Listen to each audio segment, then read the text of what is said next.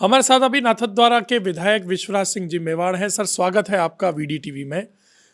आने वाले समय में नाथद्वारा का विकास कैसा होना चाहिए? आपके पूर्वजों ने श्रीनाथ जी को नाथद्वारा में पधराया था। आज आप उस पदवी को सुशोभित कर रहे हैं जो महाराणा की पदवी कहलाती है, और साथ ही आपको ठाकुर जी ने एक उपहार स्वरूप नाथद्वारा का जनप्रतिनिधि बनाया है। आपकी दोहरी जिम्मेदारी है और आप अपने आप को वहां पर स्थापित करके अब नाथद्वारा का विकास आपकी दृष्टि से कैसा होना चाहिए, उसके बारे में आप बताएं। सबसे पहले मुझसे बात करने के लिए आपको धन्यवाद और आप सभी को दिवाली की शुभकामना। और जहाँ तक नाथद्वारा की बात है, मेरा एक तरह से यही विचार है कि जो नाथद्वारा में कई पानी के तालाब भी हैं और जो वाटर सिस्टम था पहले का, भले बावड़ी है तालाब है, उनको वापस दुरुस्त करें, सफाई के ऊपर ध्यान रखें। और जैसे जो पॉपुलेशन है, जो पर्यटक है, वो तो बढ़ते जाएंगे, इसलिए शहर का भी जो एक्सपेंशन होना है उसके लिए भी एक सुचारू रूप से एक्सपेंशन हो, क्योंकि अभी जो नाथद्वारा शहर है वो पुराना शहर है। आज के तौर तरीके से वो इसी तरह से अगर हम बढ़ेंगे तो बात नहीं बनेगी। तो एक सुचारू रूप से शहर को भी बढ़ाएं। और इसी शहर को बढ़ाने के एक एक कदम है जो हाईवे की बात हुई थी, कि वो जो शहर के बीचों बीच निकल रहा है, और जो हमेशा एक परेशानी का जड़ था।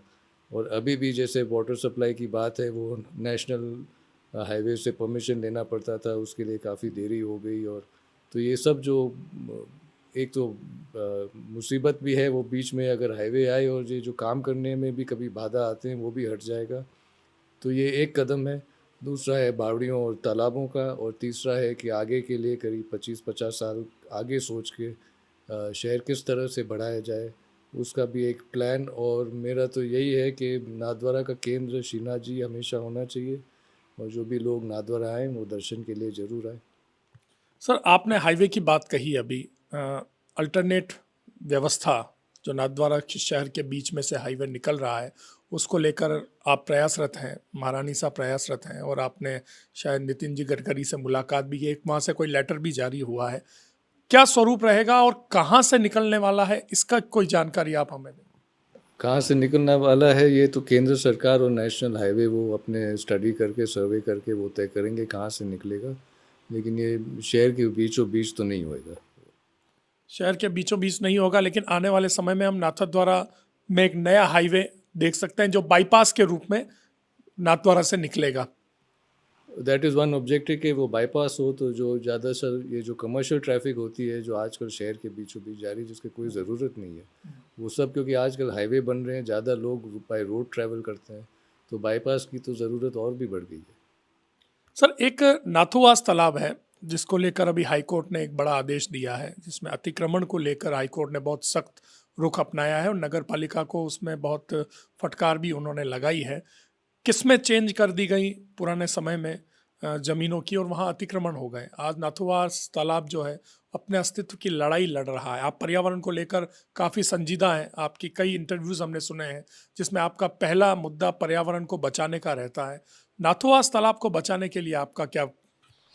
नाथुवा इस तालाब को एक तो जब से मेरे इलेक्शन हुए हैं तब से मैंने म्यूनसिपैलिटी से पूछा है कि इस तालाब के पुराने रिकॉर्ड तो ज़रूर होंगे।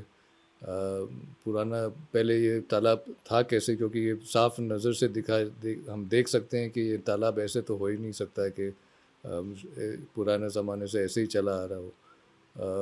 तो तब से वो म्यूनसिपैलिटी के मुझे एक ही जवाब मिलता था कि इसका तो कोई निकासी है नहीं, जो मुझे मानने में नहीं आती है, क्योंकि कोई भी तालाब बनता है निकासी तो बनती ही है। और खोज से ये पता पड़ा कि जो पुरानी निकासी है उसको सीमेंट लगा के उसको परमानेंटली बंद किया गया है। कुछ समय पहले एक हाई कोर्ट का ऑर्डर था कि जो पानी है वो किसी चीज़ को नुकसान ना पहुंचाए, ना तो जनहानि हो। और तब बारिश भी हुई थी तो पानी का लेवल ऊंचा उठ गया था, तो थोड़ा सा पानी हमने निकालना शुरू किया। और हमारा एक तरह से गाइड था ये पुरानी निकासी, लेकिन लेकिन उस समय से भी काफ़ी बदलाव आ चुका है, तो कुछ पुराने नक्शे और पुराने रिकॉर्ड बिना कुछ पक्की बात तो हो नहीं सकती थी। और उसके बाद में हाई कोर्ट का ऑर्डर आया है कि पानी ओवरफ्लो ही निकालें, ज़्यादा पानी नहीं निकालें। तो हाई कोर्ट के ऑर्डर के अनुसार हमने वही काम किया है। और जहाँ तक इंक्रोचमेंट है और जो भराव डाल दिया गया है नाथूवास में, वो भी हाई कोर्ट के ऑर्डर में कवर है और हाई कोर्ट के ऑर्डर के अनुसार तो करना ही है। सर, नाथद द्वारा जैसे आपने कहा श्रीनाथ जी केंद्र होना चाहिए। दिन ब दिन जो वैष्णव हैं, जो श्रद्धालु हैं, उनकी जो संख्या है वो बढ़ती जा रही है। नाथद द्वारा शहर आपने अभी कहा कि अब इतना छोटा हो गया है, इसको बड़ा करने की ज़रूरत है, लेकिन यहाँ जो श्रद्धालु आ रहे हैं उनकी पार्किंग की व्यवस्था भी एक बहुत बड़ा इशू है। नगर पालिका के माध्यम से आप किस तरह से इसको सॉल्व कर पाएंगे? ये एक मुद्दा है। पर्यटन के जो सुविधाएं होने चाहिए, भले नागरिकों की सुविधाएं हों या पर्यटक की सुविधाएं हैं, कमी तो है नाथद्वारा में। और इस विषय को लेकर म्यूनिसिपैलिटी से भी बात हो रही है और मंदिर बोर्ड से भी बात हो रही है कि हम साथ मिलके नाथद्वारा को कैसे बेहतर बनाएं और ये जब जो कमियां को पूरी करें। ये चर्चा तो जारी है अभी। अभी ब्रजवासियों सेवा वालों का भी एक मानदेय बढ़ाने का एक बहुत अभूतपूर्व काम हुआ है। आने वाले समय में नाथद्वारा मंदिर बोर्ड किस तरह से नाथद्वारा के विकास को करे, इसके बारे में आपकी क्या सोच है? जैसे आपके पहले प्रश्न में ये सारी चीज़ें आ गई, लेकिन नाथद्वारा मंदिर बोर्ड का ये सीधा प्रश्न है, आप कैसे देखते हैं, कैसे काम करना चाहिए? इन मंदिर बोर्ड के साथ मेरी बातचीत तो पहले भी हुई है, अभी आगे भी होगी। शुरू में जैसे मैंने कहा सफाई की बात है और जो भले पार्किंग की बात हो या अन्य सुविधाएं की बात हो या जो भी ज़रूरत है मंदिर के, जो एक तो मंदिर बोर्ड कर देंगे और शहर हमें साथ मिल के ही काम करना है।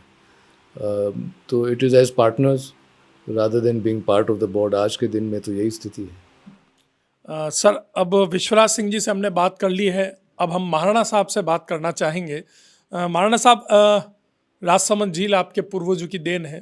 राजसमंद एशिया की दूसरी सबसे बड़ी मीठे पानी की झील है और इतनी सुंदर झील बनी हुई है कि शायद विश्व में ऐसी कोई झील नहीं होगी, इतनी सुंदरता उस झील पर देखने को मिलती है। उसके डेवलपमेंट के लिए आपके क्या सुझाव हैं? क्योंकि आप नाथद्वारा के जनप्रतिनिधि हैं, लेकिन उसके साथ आप मेवाड़ के महाराणा भी हैं। आप किस तरह से राजसमंद झील के डेवलपमेंट को अपनी सोच के माध्यम से देखते हैं? आप भले राजसमंद झील की बात करें या मेवाड़ की बात करें, मेरा मोटे तौर से यही उद्देश्य और यही सोच है कि जो भी पर्यटक आते हैं, जो भी नागरिक हैं, ये मेवाड़ का जो एनवायरनमेंट है और मेवाड़ के जो आर्किटेक्चर है, जो मेवाड़ के जो हेरिटेज है, उस चीज़ को देखने आते हैं। तो हम जब भी किसी प्रगति की बात करें तो हमें ध्यान रखना चाहिए कि जो पर्यावरण, जो आर्किटेक्चर है, जो हेरिटेज है, उस पे छेड़छाड़ ना हो।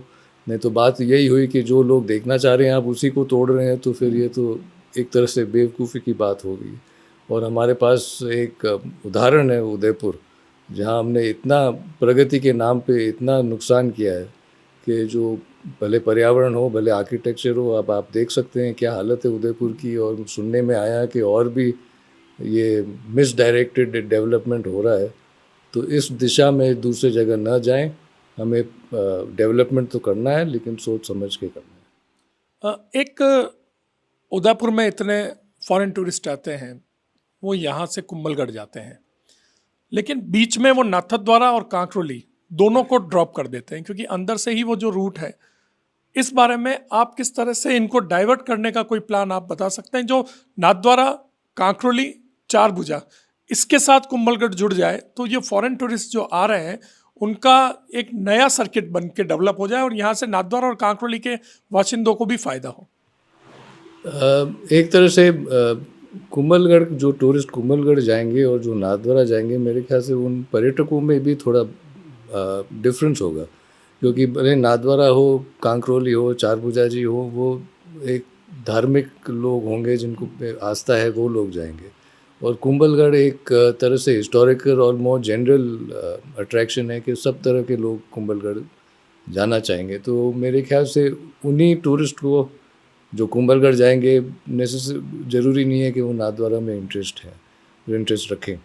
लेकिन नाथद्वारा और कांकरोली में, राजसमंद में जो धार्मिक पर्यटन है वो तो है ही है संख्या में, और उन्हीं को संभालने में अभी मुश्किल हो रही है। तो पहले हम जितना है उनको ठीक तरह से संभालें, और जहाँ बढ़ावा की बात हो, भले आप नाथद्वारा, कांकरोली, राजसमंद या राजस्थान के अन्य जो छोटे शहर हैं जहाँ पे ख़ास तौर पे आप बात कर रहे थे विलायती टूरिस्ट के लिए, और तो जहाँ पे छोटे शहर हैं, जहाँ पे रुचि हो सकती है, जहाँ पे आज के दिन ना तो ठीक रेल कनेक्शन है, ना तो प्लेन कनेक्शन है, अगर वहाँ पे एक छोटे-छोटे एयरपोर्ट बनाए जाएँ और जो छोटे प्लेन है, एक तरह से एक राजस्थान सर्किट बन जाए, तो जिन लोगों के पास खर्च करने की क्षमता है, जैसे हमारे पास ये ट्रेन तो चल ही रही है पैलेस ऑन व्हील्स, और ये प्लेन कनेक्शन है, जो प्लेन कनेक्शन भी आज इतनी महंगी तो है नहीं, सब लोग आजकल काफ़ी लोग प्लेन से जा सकते हैं, ख़ास तौर से जो विदेश से आते हैं। बट ये एक तरह से कनेक्शन हो सकता है कि सभी छोटे शहरों से, भले बीकानेर, जैसलमेर और भी छोटे शहर हैं यहाँ पे नाथद्वारा, तो इसकी एक सर्वे हो कि ये मुमकिन है कि नहीं मुमकिन है। आपने प्लेन की बात कही है, अभी हमने राजसमंद की सांसद महिमा कुमारी जी से भी बात की थी। राजसमंद में सी प्लेन उतरा करते थे आज़ादी से पहले, और अभी केंद्र सरकार की सी प्लेन को वापस शुरू करने की कोई योजना है, उसमें राजसमंद झील का भी नाम आया था। हमने जब महिमा कुमारी जी से बात कही तो उन्होंने कहा कि सी प्लेन की योजना अच्छी है, लेकिन पर्यावरण को नुकसान ना हो इसका ध्यान हमको सबसे पहले रखना है। आप किस तरह से देखते हैं सी प्लेन की इस योजना को? मेरा व्यू भी मिलता-जुलता ही है कि एक तो पर्यावरण का नुकसान ना हो, दूसरे हेरिटेज स्ट्रक्चर का नुकसान ना हो, क्योंकि उस ज़माने में और आज के ज़माने में काफ़ी अंतर है। क्योंकि आज अगर आप एरोप्लेन सर्विस शुरू करेंगे, तो आपके साथ जो दूसरे इंफ्रास्ट्रक्चर को भी बनाना पड़ेगा, जो तब ज़रूरत नहीं थी। तो वो आप कहाँ बनाएँगे और किस तरह से बनाएँगे, उस चीज़ के बारे में भी सोचने की ज़रूरत है। तो ये सब सोच विचार करके ही हम तय करें कि सी प्लेन वायबल है कि नहीं वायबल है। तो ये थे हमारे साथ नाथद्वारा के विधायक विश्वराज सिंह जी मेवाड़, जिन्होंने आज नाथद्वारा के संपूर्ण विकास के बारे में हमसे विस्तृत रूप से चर्चा की है। आपका सीधे तौर पर कहना है कि नाथद्वारा का जो विकास है वो श्रीनाथ जी को केंद्र में रखकर किया जाना चाहिए। इसके अलावा जितनी भी बावड़ियाँ जो पुराने जल स्रोत नाथद्वारा के हैं, उनकी साफ सफाई पर आपका सीधा जोर है और सबसे पहले उसको डेवलप करने का आपका विचार है। पर्यावरण को लेकर आप बहुत संजीदा हैं, पर्यावरण को कोई नुकसान ना हो उसको लेकर आपकी एक बड़ी सोच सामने आई है। इसके अलावा नाथद्वारा में आने वाले समय में जो नया हाईवे या बाईपास देखने को मिलेगा उसके बारे में आपने हमको जानकारी दी है। राजसमंद झील के डेवलपमेंट को लेकर आपसे बात हुई है और जो फॉरेन टूरिस्ट हैं उनको लेकर आपसे बात हुई। तो आज की ये बात काफ़ी सकारात्मक रही और आपके माध्यम से हमको आने वाले समय में नए नाथद्वारा का एक नया स्वरूप देखने को मिलेगा। दुष्यंत गंगवार के साथ विनीत सनाटी, VDTV।